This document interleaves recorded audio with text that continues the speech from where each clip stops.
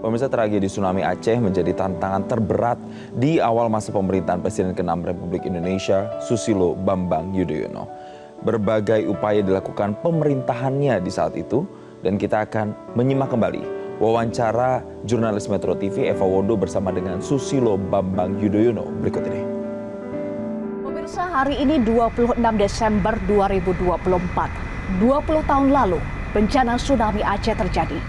Salah satu bencana paling besar di Indonesia dan dunia itu punya makna tersendiri bagi Presiden ke-6 Republik Indonesia, Susilo Bambang Yudhoyono.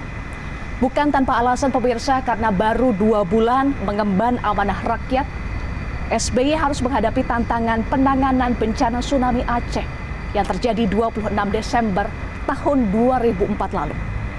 Saya, Eva Wondo, akan mengajak Anda berbincang dengan Pak SBY di studio lukisnya, SBY Art Studio.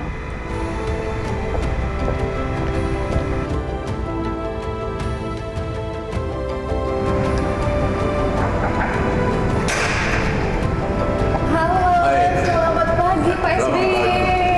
Apa kabar? Alhamdulillah baik, Bang. Baik, alhamdulillah. Alhamdulillah. Iya. Wah, pas sekali ya Pak SBY sedang Iya, melukis. aku sedang menyelesaikan satu lukisan Pak Eva yang saya persembahkan khusus untuk kita semua, terutama saudara-saudara kita yang ada di Aceh yang dulu 20 tahun yang lalu mengalami tragedi dan musibah besar, Iya. bencana tsunami. Betul, ini lukisan yang tampak emosional ya Pak Iya, SBY. iya, sangat ya.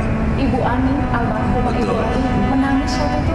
Iya. Apakah lukisan ini punya makna yang sangat mendalam? Sangat baik Pak, sangat. Saya mengenang karena setelah itu terjadi kan saya berkali-kali ke sana mengajak Ibu Ani, karena setiap saya datang ke daerah bencana dimanapun bertemu sama ibu-ibu, anak-anak, kaum pengungsi, saya selalu mengajak Ibu Ani bisa ikut berempati, bisa ikut merasakan dan menyampaikan sesuatu lah kepada mereka. Nah, waktu itu ini yang kesekian kalinya saya ke Aceh. Ini sebetulnya tepatnya 1 Januari 2005. Jadi 6 hari setelah tsunami, saya sedang kembali tur ke Banda Aceh, dan di satu tempat kami bertemu dengan 2 anak kita ini menangis, diantar oleh saudaranya, menyampaikan bahwa ini ditinggal oleh kedua orang tuanya. Jadi kena musibah dalam tsunami itu. Bisa dibayangkan anak-anak seperti ini tiba-tiba harus berpisah dengan orang tuanya. Nah, di tempat itu langsung Ibu Ani memeluk mereka, memangkum mereka. Mereka berdua menangis, Ibu Ani ikut menangis. Saya juga sangat terharu karena sepanjang perjalanan juga banyak yang seperti ini kehilangan bagian keluarganya. Gubernur misalkan putranya belum ketemu waktu itu, Pangdam istrinya baru ketemu di atas pohon, dan banyak sekali yang sedang mencari. Nah, itu kebetulan kita ketemu di sana, kita berdoa dalam suasana yang mengharukan ini. Ini sengaja saya tulis, dan kalau Mbak Eva bisa lihat di sini, seorang ibu dengan duka yang mendalam memeluk 2 anak yang kehilangan kedua orang tuanya dalam tragedi tsunami yang hatinya juga hancur. Sang ibu itu kini telah pergi menghadap Sang Khalik dan meninggalkan duka bagi orang-orang yang mengasihinya. Tetapi janganlah terus bersedih, karena meskipun mereka tidak lagi ada di samping kita, kenangan indahnya tetap berada di dalam hati selamanya. Kira-kira begitu. Hari pertama Betul. langsung ke Aceh. Iya. Memori atau kenangan apa yang paling membekas bagi Bapak? Peristiwa 20 Iya, iya. Waktu tsunami datang di Aceh, Mbak Eva, saya sedang di Jayapura menghadiri perayaan Natal umat Kristiani di sana. Setelah meninjau daerah bencana Nabire, kami tidur di tenda dengan Ibu Ani juga dan yang lain-lain. Mendengar ini tentu pertama kali informasi tidak lancar karena komunikasi lumpuh kan di Aceh, tapi lama-lama mulai tergali ini bencana yang serius. Oleh karena itu malam hari saya minta dipercepat perayaan Natalnya. Kami melaksanakan sidang kabinet di Jayapura. emergency meeting. Saya putuskan ini serius, harus dilaksanakan langkah-langkah yang cepat dan tepat atau manajemen krisis. Langsung terbang tetapi nggak bisa langsung ke Banda Aceh. Kami berkomunikasi dengan Pak Yusuf Kala. Pak JK, Bapak duluan ke Banda Aceh. Saya akan terbang dari Jayapura, refuel di Makassar, refuel di Batam, akhirnya ke Lok Sumawe. Nah dari situ memang kami sangat shock ya, luar biasa, rata, lumpuh, gelap, pemerintah daerah juga bercerai-berai, jadi pendek kata suasana sangat ya kritis lah gitu. Nah disitulah kami juga dengan almarhumah kesana kemari menemui mereka yang bingung, menangis, belum ketemu sanak keluarganya dan sebagainya. Dan dalam keadaan seperti itulah kami semua bersatu, semua sambil rapat, tapi istrinya hilang, tapi karena tugas ya kami laksanakan. Itu terjadi hari-hari pertama, mungkin seminggu 2 minggu masih dirasakan karena masih ada harapan siapa tahu bisa kembali atau selamat begitu. Itu momen yang tidak pernah kami lupakan dan ini saya ceritakan lagi, saya ulangi, malam harinya Ibu Ani kita akan tidur larut malam kan dengan keadaan seperti itu, menangis lagi ingat 2 anak ini. Makanya tepat 26 Desember tahun ini salutes untuk kedua anak ini, saya kira sudah dewasa, kemudian almarhumah. Ya, kita akan bicara lagi Pak SBY terkait dengan pelajaran, kemudian juga kesiapan Indonesia belajar dari legasi Bapak. Kita boleh sambil duduk. Ya. Ini insya Allah sebentar lagi selesai.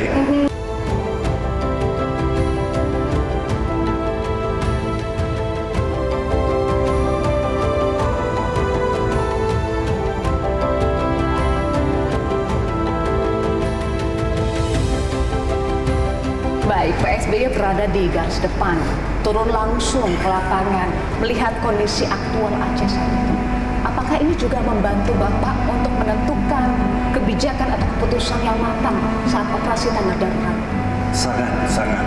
Jadi Mbak Eva, malam hari waktu kami sidang kabinet terbatas di Jayapura, ada yang menyarankan Bapak sebaiknya kita ke Jakarta dulu. Situasi belum tahu. Masih daerah operasi TNI dengan GAM, waktu itu masih berhadapan-hadapan, bandar udaranya bisa didarati atau tidak dan sebagainya.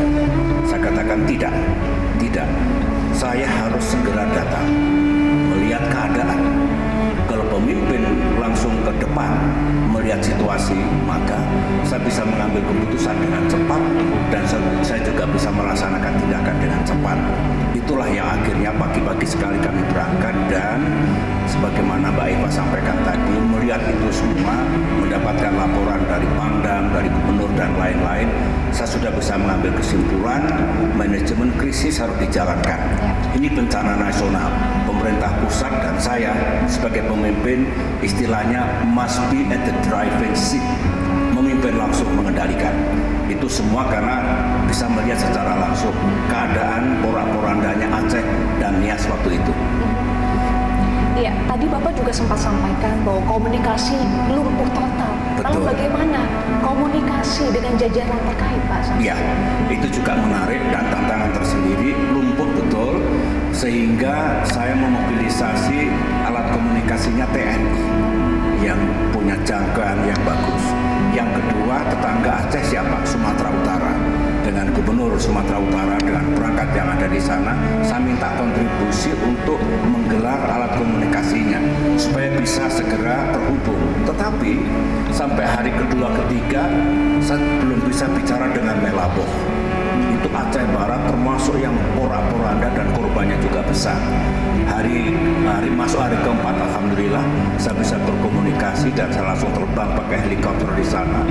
Cuaca buruk sekali, selamat akhirnya, dan itu semua menandakan bahwa kalau keadaan seperti itu, pemimpin di depan, pos komando bekerja, sistem bekerja, maka selalu ada jalan.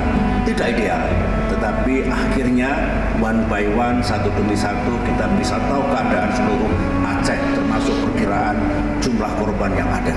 Bahkan juga negara-negara sahabat dan masyarakat internasional juga memberikan kontribusinya. Betul. Mbak Eva, yang saya bersyukur dan happy ya, karena rasa kesetiakawanan saudara-saudara kita besar sekali. Tidak terhenti bantuan, padahal saya tidak pernah meminta provinsi-provinsi, tetapi dengan sendirinya para gubernur, bupati, wali kota, saudara-saudara kita, masyarakat biasa, dunia usaha, semua datang untuk membantu. Bapak juga punya legacy, bentukan undang-undang, infrastruktur kebencanaan. Mengapa ini penting saat itu, Pak? Ya, sangat penting, Pak. Terus terang, semua belum siap. Bahkan dunia juga kaget dengan bencana alam sebesar itu. Oleh karena itu, habis gelap terbitlah terang. From crisis to opportunity, kami duduk bersama, saya, Wakil Presiden, Panglima TNI, para menteri semua. Ini ada pelajaran besar, sekaligus hikmah. Artinya apa? Indonesia itu kan letaknya ya seperti ini. Ada 3 lempeng tektonik, ada namanya Ring of Fire, cincin api, banyak sekali gempa bumi, banyak sekali gunung berapi termasuk letusannya, dan juga kemungkinan tsunami seperti ini. Artinya apa? Bangsa ini harus lebih siap menghadapi. Kita harus berdamai dengan with nature, dengan segala konsekuensinya. Oleh karena itu, mudah-mudahan kita hadirkan sistem peringatan dini tsunami, kita bangun kerjasama dengan Jerman, dengan Amerika, dengan Jepang, dan dengan Prancis. Kemudian pelatihan-pelatihan, kita bentuk BNPB tingkat nasional dan tingkat daerah. Mereka juga melaksanakan training. So everything bisa kita laksanakan agar Indonesia jauh lebih siap. Memang setelah itu ada gempa di Jogja, ada di Sumatera Barat, banyak sekali. Dan rasanya tentu masih ada kekurangan di sana sini, jauh lebih siap. Itulah pengalaman besar, asalkan kita bisa mendapatkan hikmahnya dan kita lakukan sesuatu, pasti membawa kebaikan. Penanganan bencana tsunami Aceh juga diakui oleh dunia, diakui oleh PBB. Apa respon Pak SBY? Iya, begini Mbak, ini nice story. Saya itu bersyukur karena Perserikatan Bangsa-Bangsa menganggap model yang bagus. A success story. Penghargaan datang dari mana-mana. Bukan hanya PBB tapi juga negara sahabat. Saya pernah cerita, saya punya cerita Mbak Eva. Tahun 2011 saya datang ke World Economic Forum di Davos, Swiss. Nah, di tengah-tengah acara itu karena Indonesia dianggap ekonominya bagus di tengah krisis, ada namanya Bill Clinton, mantan Presiden Amerika Serikat. Beliau ingin ketemu saya. Kita ketemu di ruang yang kecil, kemudian apa kata-katanya? Saya ingin meminjam Kuntoro. Pak Kuntoro kan ketua BRR. Sambil ketawa, saya juga ketawa. Apa yang dimaksudkan? Begini, Indonesia dinilai berhasil oleh dunia. Cara-cara menangani bencana, membangun kembali setelah porak-poranda karena bencana. Saya sedang menangani Haiti, tidak mudah. Tolong berbagi. Singkat kata, pertemuan itu akhirnya tim kita datang ke sana, berbagi pengalaman dengan tim yang ada di sana. Itu contoh nyata bahwa apa yang kita lakukan itu diakui oleh dunia. 2 hal Mbak ya. Pertama, membangun kembali Aceh dan Nias sebelum bencana, ketika bencana, dan setelah bencana itu real. Bantuan dunia mencapai 7 miliar dolar, terbesar dalam sejarah. Oleh dunia dianggap 1 rupiah pun dipertanggungjawabkan. Hasilnya ada. Good governance. Dengan demikian, 2 hal kenapa kita dinilai berhasil, hasilnya ada, pertanggungjawabannya juga bagus.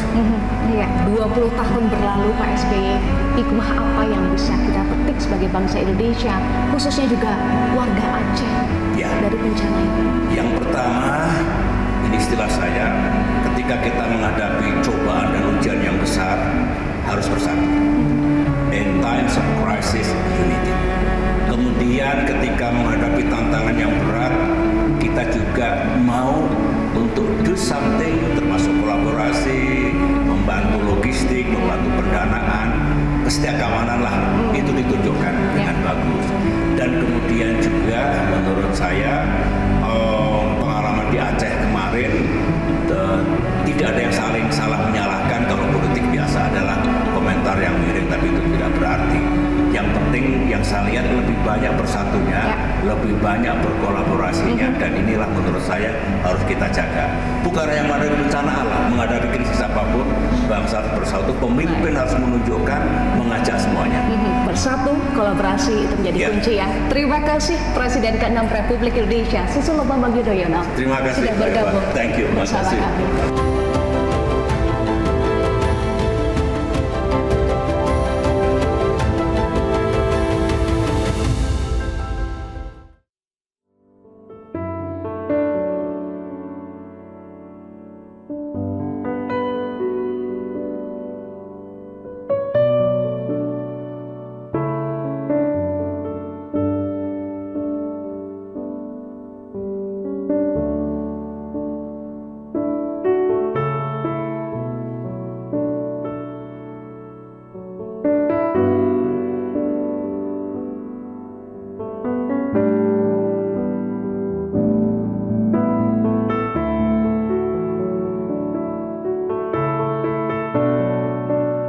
Jelajahi cara baru mendapatkan informasi. Download Metro TV Extend sekarang.